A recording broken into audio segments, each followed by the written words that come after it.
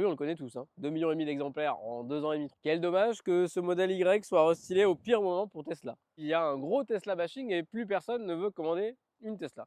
À moins que cela change, cette nouvelle version améliore à peu près tout ce qui était possible d'améliorer. Je trouve un design avant beaucoup plus aérodynamique avec, repris du Cybertruck, un bandeau lumineux, l'apparition de la petite caméra avant bien pratique. On va retrouver la même motorisation, la même batterie, donc là on va pas s'épancher dessus. Toujours des capacités de recharge maximale à 250 kW.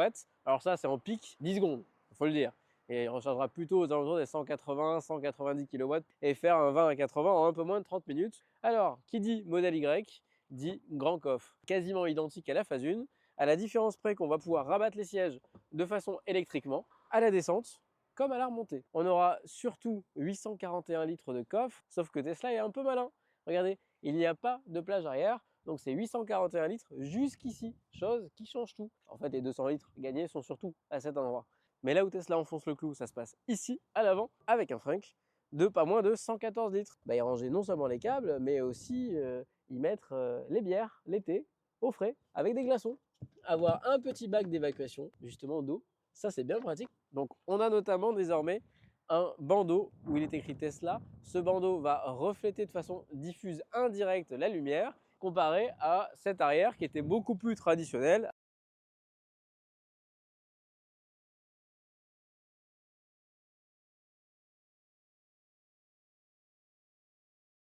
Et avant de monter à l'intérieur de ce modèle Y, c'était comment avant? Eh bien avant, on retrouvait à peu près les mêmes matériaux au niveau de la sellerie, mais on n'avait pas la possibilité de régler le dossier. Donc on était sur une position pas très confortable, il faut le dire, et surtout très droite. On avait ici deux prises USB-C de façon classique, et ici on avait quelque chose en plastique assez dur. Vous le voyez, il n'y a pas d'éclairage d'ambiance ici, c'est service minimum.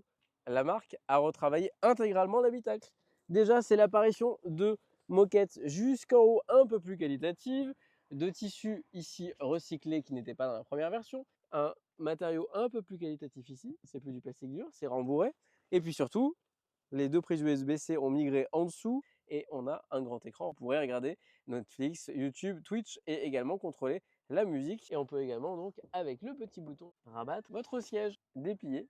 Donc vous avez de nombreuses façons pour pouvoir gérer vos sièges. C'est beaucoup plus pratique, c'est mieux fini. Dernier petit détail, on a l'arrivée de l'éclairage d'ambiance. Je vous propose dans une vidéo dédiée de voir les améliorations à l'intérieur, au poste de conduite, mais également sur la route.